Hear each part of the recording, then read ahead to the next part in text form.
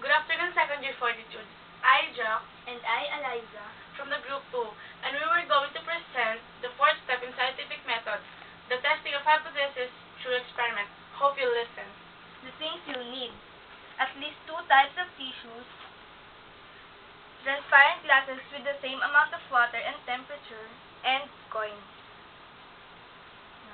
Now let's start. Get a piece of tissue from both brands. Then put the coins. Now, I and Eliza have both 7 pesos.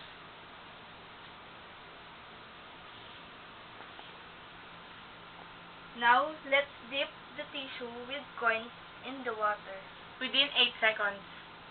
8, 7, 6, 5, 4, 3, 2, and 1. My tissue broke first. It only means that her tissue is stronger than my tissue.